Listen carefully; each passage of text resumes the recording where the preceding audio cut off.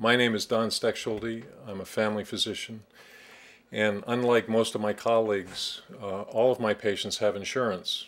I work at a university health center, and one of the requirements of admission to the university is that, in fact, you have health insurance.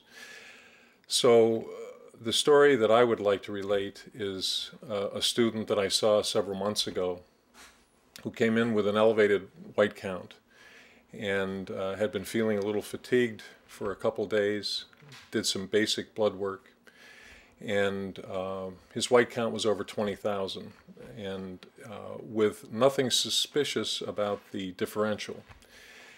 So I saw him back and said that I couldn't really explain what was going on based on the lab test and needed to order more laboratory material, so expanded the coverage. And to make a sort of a long, complex story short, he ended up having acute leukemia. And with this diagnosis, I thought it was best that he return home to be treated, and that's what happened. Last week, I got a call from his mother stating that he had actually not done as well as they had anticipated at their local hospital in New Jersey, and they had moved him to a big center in New York City. And her major concern was that the lab work that I had ordered 6 or 8 weeks prior to that was not being covered by her insurance company. And here she had what she thought was good coverage from a major company, and because of where he was going to school, they were out of network. So we have a young person with a life-threatening illness that the health insurance company was not paying. I think it was $1,100 or $1,200 worth of basic laboratory studies.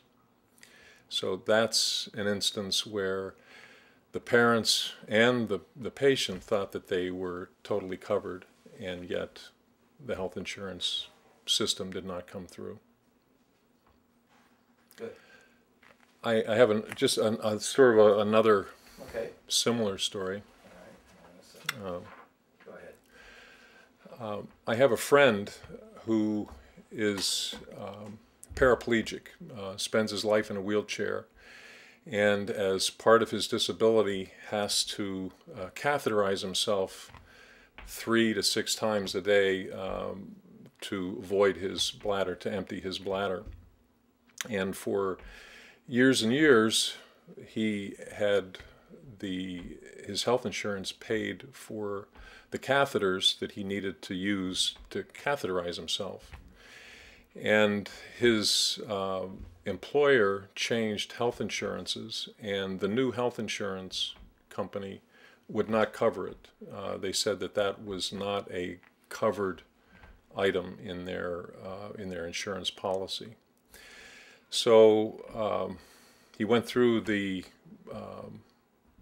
appeal process all the way up to the medical director, and the medical director said, no, we aren't going to cover this because it would set a precedent. And as a result now, the packages of 3 catheters cost him $15, and he uses 2 or 3 a day, so between $30 and $45 a day in addition to what he pays for his health insurance, just so he can go to the bathroom.